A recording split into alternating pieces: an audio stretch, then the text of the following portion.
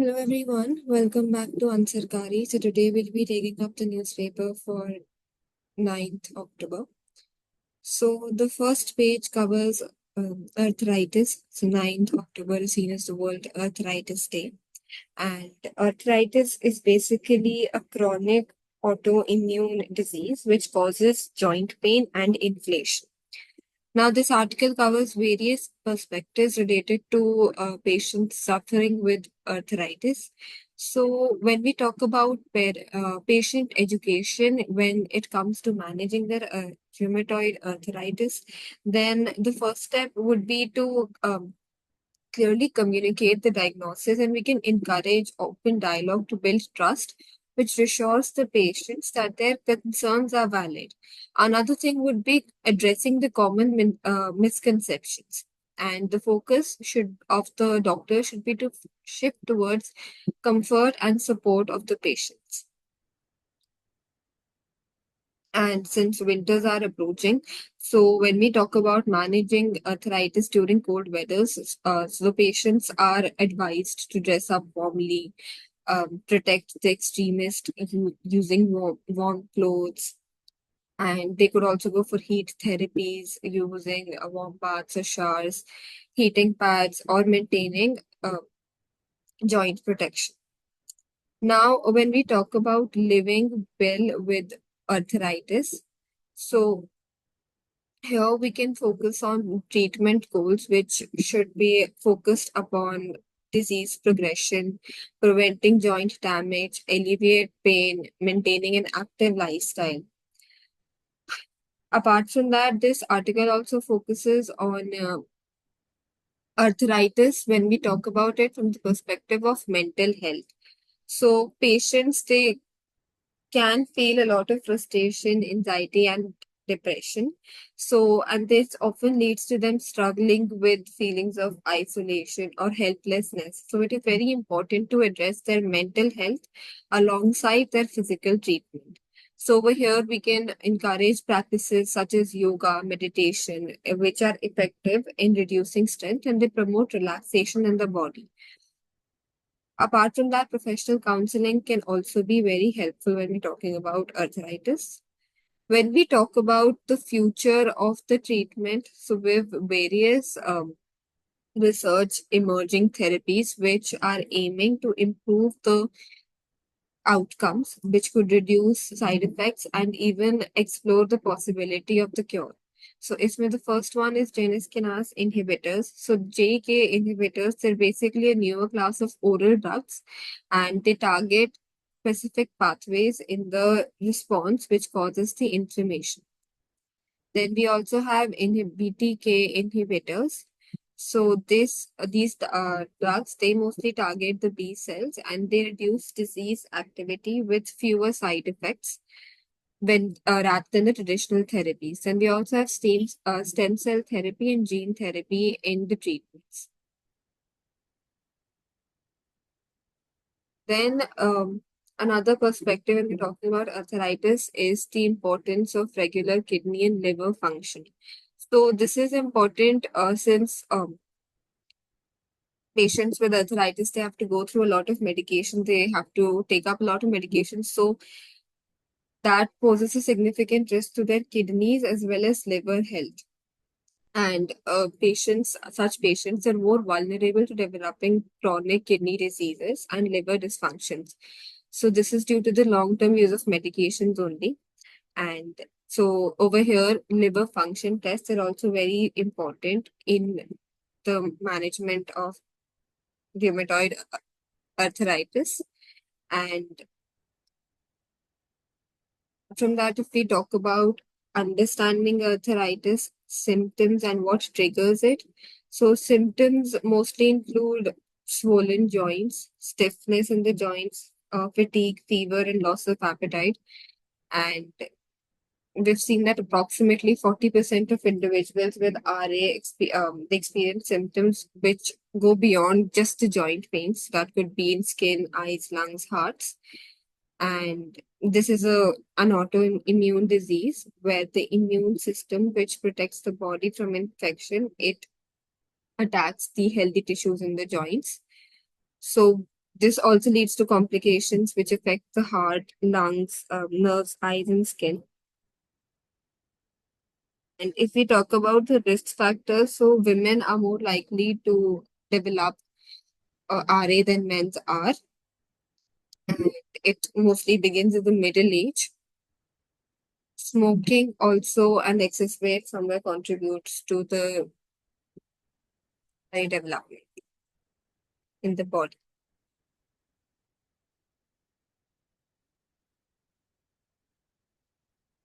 Now, here we can talk about understanding the age-related joint challenges and implications for mobility and health.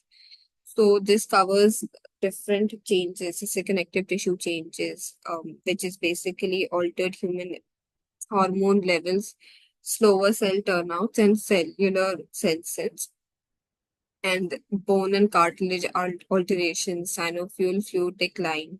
So, synovial fluid decline is very important for lubricating joints.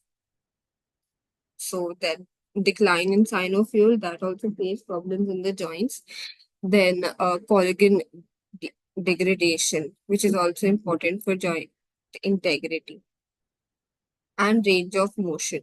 So this is because when we age, so that is associated with decreased in the joint range of motion, which affects both active and passive movements. And they could experience, the joints could experience restrictions. So it's mostly influenced by the daily activities.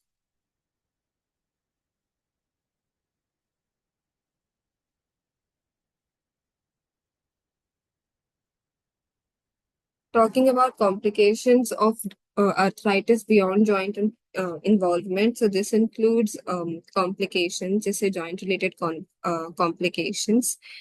So this is mostly seen in hands and feet, which leads to pain and reduced range of motion and disability, which impacts the daily activities on overall quality of life. Then it also affects multiple organs. They say it can cause infections, it can cause gastrointestinal issues, osteoporosis, as well as lung and heart complications.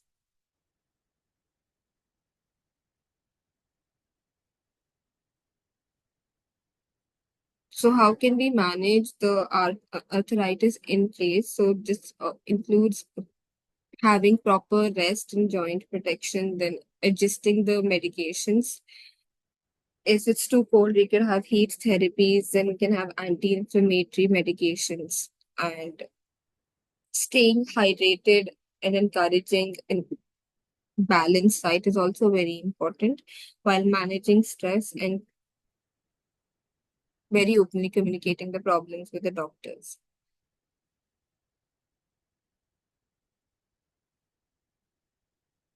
Now we talk about factors which could increase the risk of arthritis. So this mostly includes genetic factors. A family history can have an impact on the arthritis, as well as hormones. So arthritis, it mostly affects women, and we're 2 to 3 times more likely to develop the condition than men. So hormone influences, mostly the estrogen levels, they can contribute to the onset and progression. Then stress, obesity, diet, that also causes, can lead to arthritis.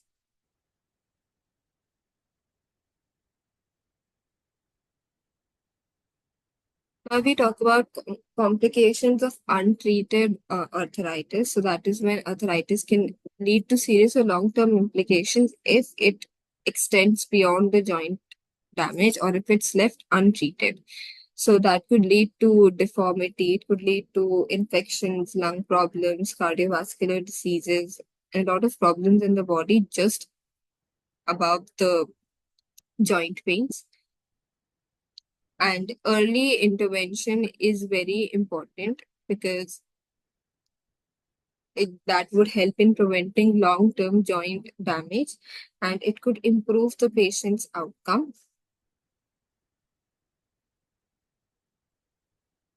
So starting disease modifying anti-rheumatic drugs, just say methotrexate, it is can reduce the disease activity and it could delay the progression of joint damage. and it would even reduce the emission in many cases.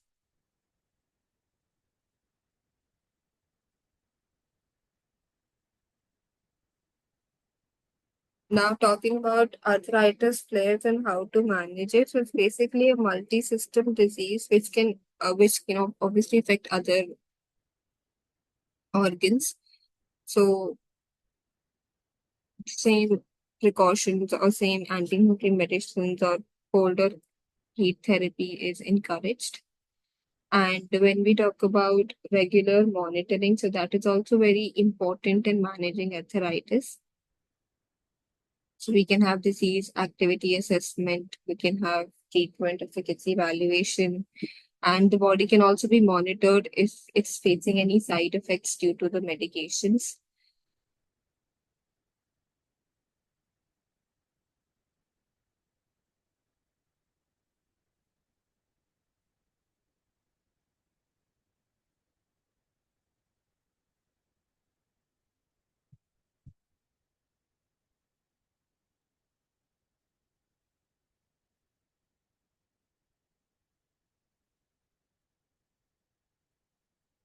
Politics of possibility. Now, this article mainly focuses upon elections in Jammu and Kashmir, and it talks about how the state was under the national conference rule for the past many years.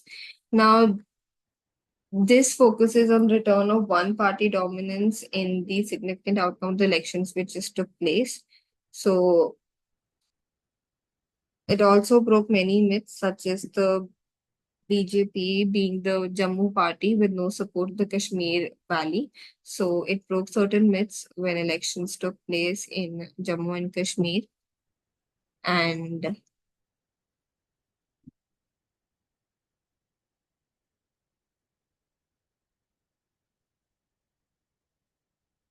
so this could be seen as an achievement of the current government when we talk about opening up to genuine space for new politics in the state of Jammu and Kashmir.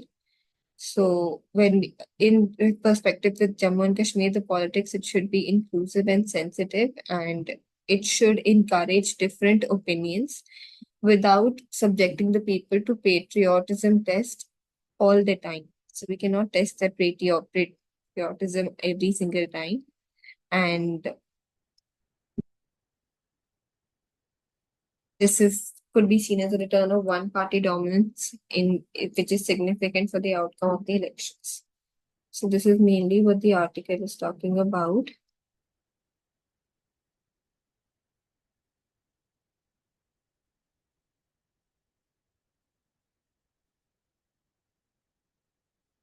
Now, these two articles is basically a debate which talks about food and religion being linked, and should vegetarians be imposed on all citizens because of the taboos and restrictions observed by one community during festivals. So, this first article supports giving up meat during certain periods because, according it says that it could, with other people's religious sentiments in mind, it could be seen as an act of respect, and this could basically be seen as an honor to the sentiments of those who fast. So this came in after certain state governments had imposed restrictions on the sale of raw meat and non-vegetarian foods in areas near temples, while some communities and organizations they carried out such measures voluntarily, while some areas it was imposed. So this article mainly says that those who eat non-vegetarian food respect the feelings of their Hindu brothers and sisters during the 9 days of Navratri, and it could enhance the community as citizens of the great nation. So this article supports banning of certain food or certain things during the time of festive season or Navratri, for example.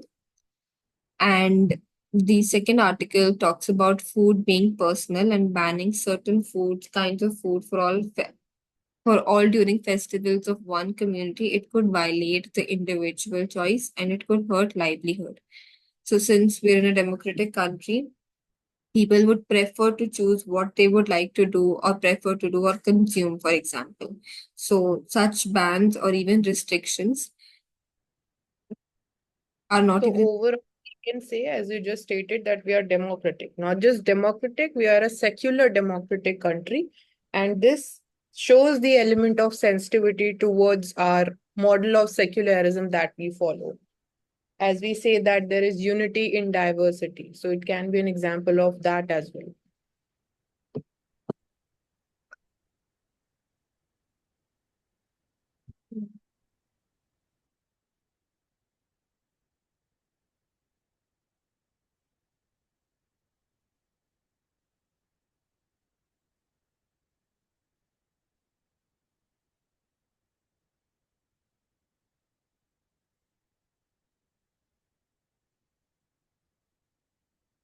Now, this article talks about Milton, which was basically a hurricane, and this storm, it killed a lot of people in the eastern part of Florida. So this occurred during the peak of Atlantic hurricane season, and the scientists have said that the storm is unusual in many ways. So when we talk about what was so unusual, it exploded from category 1 storm to a fierce category 5 storm. So they have winds of 252 kilometer per hour or higher, and it became one of the strongest hurricanes ever recorded in the Atlantic. Also, it formed in the Gulf of Mexico, so that was also very rare. And why was Milton an unusual storm? So it was mostly due to high sea surface temperatures in the western Gulf of Mexico. So another reason being severe intensity, which was due to the high humidity of the atmosphere. And when we talk about in recent years, so rapid intensification of storms has become more common than it used to be. And So this could this is also. the impact of climate change, that there is we are witnessing rapid intensification of storms. So it is becoming much more common and frequent. And this year in mains we had a one question that what are twisters? So it was related to Gulf of Mexico. So it was again related to hurricanes and the tornadoes which form.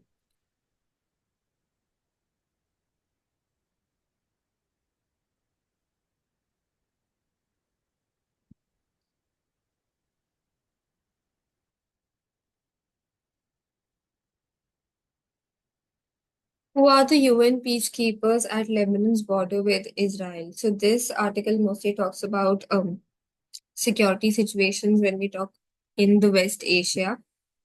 So after two members of UN peacekeeping, they raided along Lebanon's border. So United Nations Interim Peacekeeping Force in Lebanon. This is basically an international body which has more than 10,000 civilians and military personnel from 50 countries. And it is mainly targeted to prevent violations along the border between Lebanon and Israel. So this is to ensure that the area of operation is not utilized for hostile activities of any kind. And it is to prevent violations in the border zone and report breaches, if any, to the UN Security Council. In the current situation, during the invasion to southern Lebanon last week, the Israeli military it established new positions near one of the UNIFIL bases, and which is a problem since it is not allowed according to the UN resolution.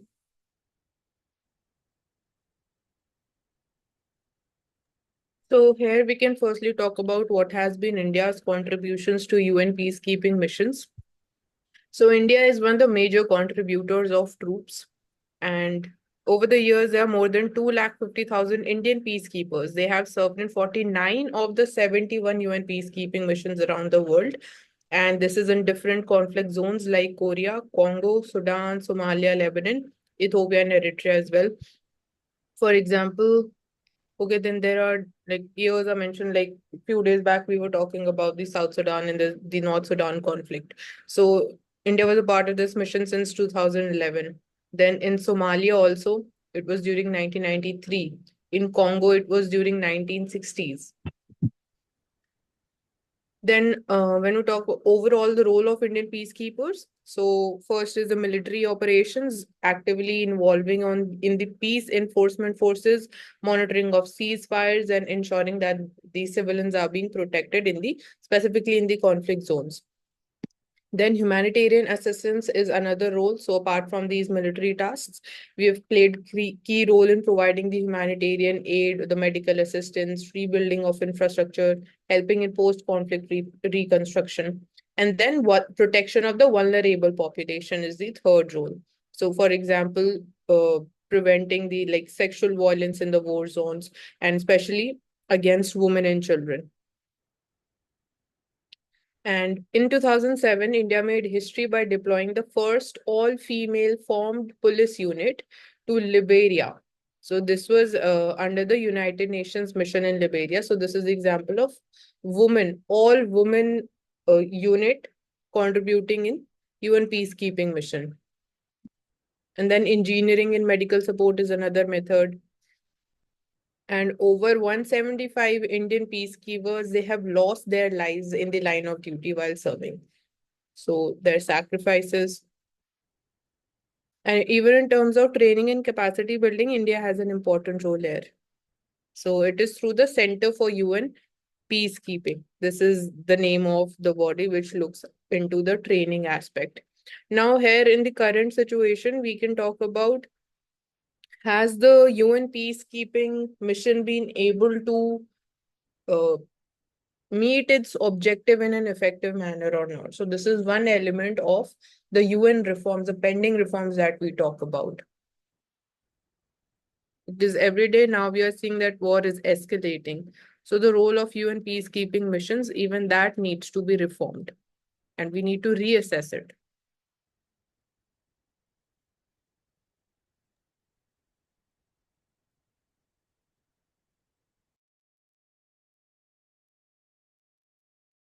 The next article focuses upon nuclear bombs. So the Nobel Peace Prize was awarded to Nihon Hidankyo, which is basically an organization which comprises survivors the atom bombs which took place in Hiroshima and Nagasaki. Now, this article mainly focuses upon what happens when nuclear weapon explode. So the explosion itself would kill a lot of people, and it destroys cities with deadly firestorms. And the ionizing radiation from the explosion will also lead to claiming more lives in the next few days and years. And it could also lead to genetic damage in the generations which come. And the environment and climate, they also feel the long-term effects of such radiations, and it can take up to tens of years to fully go away. So Hiroshima and Nagasaki bombs, it had an explosive strength of 15 kilotons and 25 kilotons respectively. When we talk of the most powerful bombs later developed, it was in the Cold War era. And the most powerful nuclear explosion ever recorded was the Russian Tsar Bomba in 1961, which had a yield of 50 kilotons for more than 3,800 times the bomb over Hiroshima. So bombs were dropped over Japan by America, Little Boy on Hiroshima and Fat Man on Nagasaki. So the decision of US, it has been criticized from both strategic as well as ethical perspective, since it led to a lot of loss, not just during that time, but even in the long term.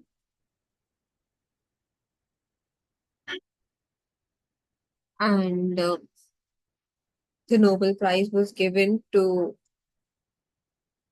recognize the cause of disarmament earlier as well.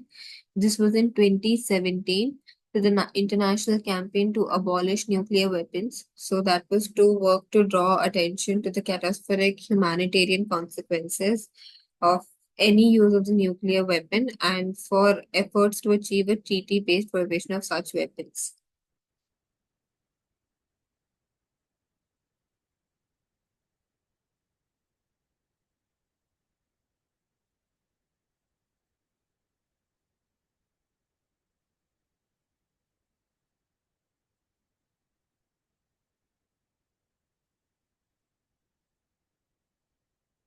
This article talks about why Delhi High Court had allowed a 60-year-old couple to access dead son sperms. So, sperm banking, it is very common among cancer patients since the patient's treatment, such as radiation chemotherapy, can affect the count and quality. So, over the years, they can preserve their sperms to later use it. But over here, the grandparents of the deceased, it demanded the sperms for to continue their legacy.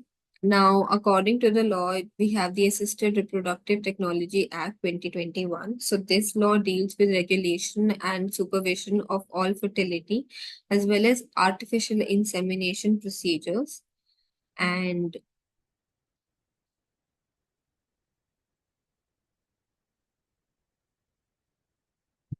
So this incidence is showing that the law, this is ART law, is also covering the posthumous assisted reproduction as well.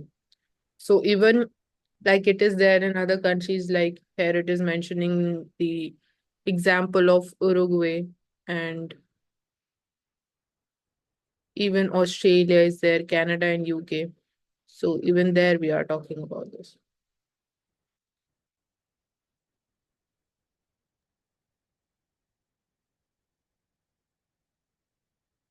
And concerns is like this desire in most of these cases would stem from the patriarchal values that advocate preference for continuing the patrilineal lineage.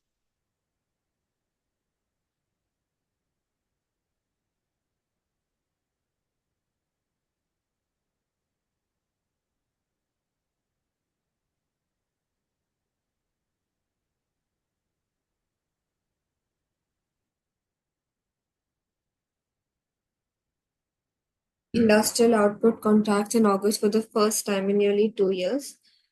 Now, this article focuses upon the sectors of bearing, apparel, and furniture.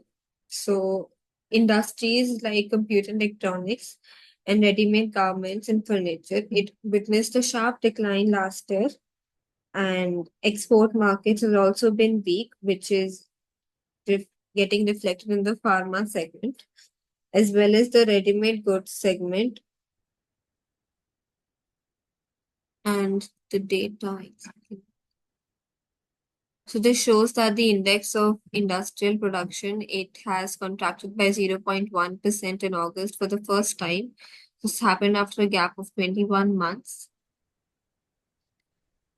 And the overall industrial output, it has grown by 4.7% since percent in July and 10.9% in August. So So manufacturing, firstly, it accounts for 77.6 percentage of the weightage in the index of industrial production. This is important fact. And here it is stating one of the reasons is high base effect behind this decline. So what is high base effect? When the base year value is very high and we use the base year for comparisons. So when like for this current time period, when we are comparing the current value with the base year's value, so the difference becomes very huge. So this is why it is showing that there is a major decline. That is because of the high base value.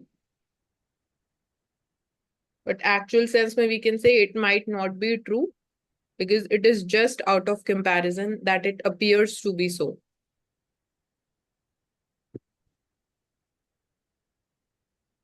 And another is a sustained decline. The key term is sustained decline. In the consumer non-durables indicates that the stress in rural demand, it hasn't bottomed out yet. Means it is still declining. We haven't reached the bottom despite sustained decline happening and witnessing over the past time period. So this is another concern.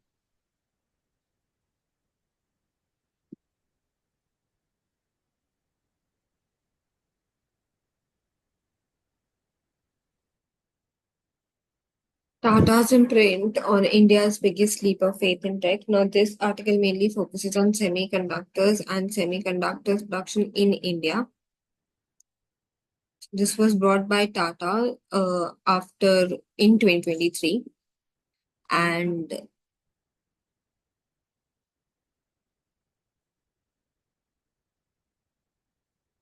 So then this article mainly focuses on chips. So most modern day semiconductors, they're integrated circuits and they're referred to as chips, which is essential for setting up a mini electronic circuit. Then we have fabs over here, which are highly specialized semiconductor manufacturing facilities. So they print the miniaturized integrated circuits from the chip design to the silicon wafers. And in the global thing, if we see the relationship between US and China, they are two of the most influential countries when we talk about technology value chain. And India also it hopes to assume an ever-growing role in this space. So So when we talk about the global competitors, yes, for example, how USA is offering such a huge amount of funding is through the mechanism of investment tax credit as an incentive to the chip making manufacturers. So it is providing 25% of the investment tax credit. And when we talk about the model in Japan, so they are offering a subsidy worth $25 billion. And in India, right now, we see that total investment is only $10 billion. So can we match this scale of investment is one question that arises. And Japan is also providing 50% of the investment cost. So the public sector or public investment is equally playing important role in that country. So how these models can fit into India is the thing, as in like global competitors. And as far as developments in India is concerned, recently we have signed one agreement with US. So we are firstly focusing upon diversifying our players, not just relying upon imports when it comes to like Taiwan, as that is a major player. So TSMC we talk about as an example from there. So India-US agreement, we are going ahead with the fabrication plant, particularly to make infrared gallium nitride and silicon carbide semiconductor chips. Then we also have India Semiconductor Mission. So here we are focusing on strategic partnerships between Bharat Semiconductors, 3D iTech, and US Space Force. And then is the investments. Apart from this, we are then focusing upon product designing, as we say that this is a high value generating, yet it requires relatively low investment. So this offers us, we can say, better incentive. Then we are also focusing upon outsourcing the semiconductor assembly and testing facilities and focusing upon research and development where we already have the edge, because India has 20% of semiconductors design workforce and ample capacity for chip making. So in this case, we as like here, for the areas where we are import dependent, even for the raw materials that are required for manufacturing of semiconductor chips, so we are boosting the local manufacturing facilities so that we are able to reduce the import dependence, because it is stated that we would be, if this is not like taken at a larger scale, local manufacturing is not boosted, so we would have to import somewhere around $148 billion of raw materials by 2030. So we have the target of establishing 10 fab units in next 10 years.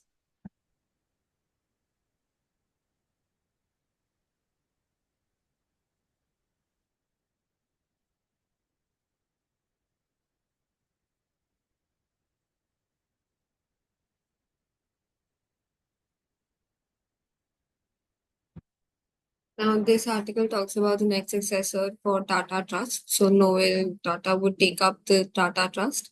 So he is best known when we talk about transforming Trent into one of the country's best performing listed retailers. And Tata Trust, it controls 66% of Tata Sons, the holding company of the $165 billion Tata Group. And it also undertakes a number of social initiatives from water to sanitation, educations, and environment.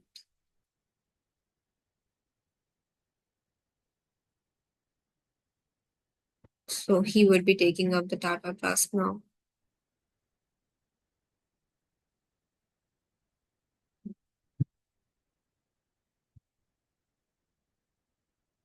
Minimum 15% corporate tax rule likely in the IT Act. So now this article focuses upon provisions of the IT Act. So they're currently under a comprehensive review, and the aim is to make it more simpler and lucid. So in this, we have a two-pillar plan. So pillar one would basically ensure a fairer distribution of profits and taxing rights among countries when we talk about respect to the largest MNEs, including the digital company. And pillar two framework that aims about minimum tax and subject to tax rules. So this includes also sources of income liable to tax without taking account of tax allowances. And it also puts a minimum standard tax rate among countries through global minimum corporate tax rate. So currently it is 15% of the corporate tax rule for multinational corporations. So when we talk about the minimum corporate tax rate, its benefits and the concerns. So firstly, this reform measure was propounded by OECD and G20. So 15% corporate tax is the tax that we have achieved as again one common agreement over. Then benefits when we're talking about, so firstly it would help in again curbing tax avoidances and the base erosion, as we use the term, the practice of base erosion and profit shifting by different MNCs. And second would be it would providing level playing field for different, even like it would be benefiting the small and the medium sized enterprises specifically through this level playing field. And there wouldn't be no unfair advantage to the smaller competitors. Then third would be increasing the government revenue, so it can provide certain additional revenues for the from this global minimum tax, so it can help in fiscal consolidation. Fourth would be greater transparency in the corporate taxation entire framework that is working. And fifth would be support for the developing countries. Like developing countries, it can capture more tax revenue from these companies, it can boost their economic development. There's ability to fund the essential services like education and healthcare in the developing countries. And there would be reduction in the tax rate competition across different countries. So this can be one thing because there would be single 15% corporate tax rate that would be applied. And concerns would be that it would impact, firstly, the tax sovereignty of the countries. Like it would be limiting the country's ability to set their own tax policies based on their, again, specific economic needs and conditions, which are different across countries. Then it would be impacting the low tax countries and the tax havens. So it might lead to decline in the investment in such tax haven based economies, because the MNCs, they wouldn't be no longer be getting the benefits of operating in those locations. And compliance and enforcement is another thing because it would take certain time. And also how like simultaneously we are seeing the implementation of it across different countries, because that is the main idea that would be giving us major or maximum utility out of its implementation. If different countries are doing it at like there is huge gap or there's large amount of time gap or time lag in the implementation or even agreeing with this step, so it wouldn't be giving us the desirable results. And then it would be again including or increasing the implementation cost for the businesses in the short term.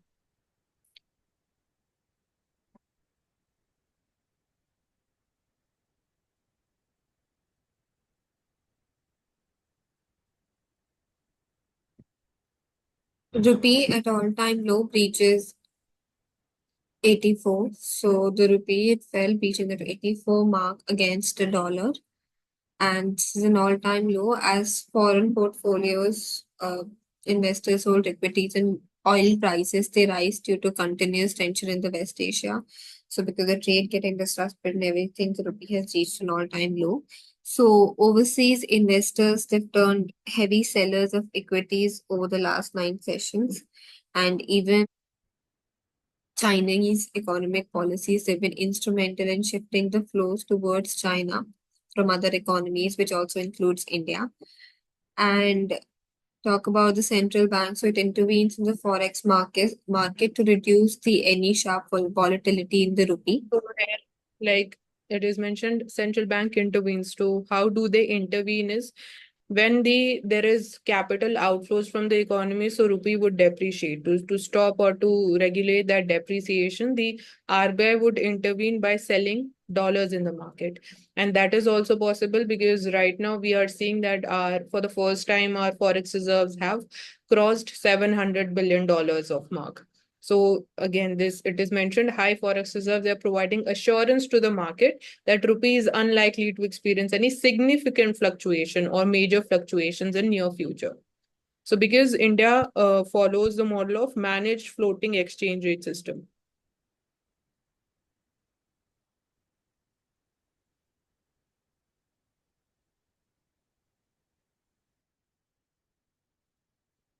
Government use more soaps for oil and gas exploration. Now, this article talks about the government willingness to give more incentives to the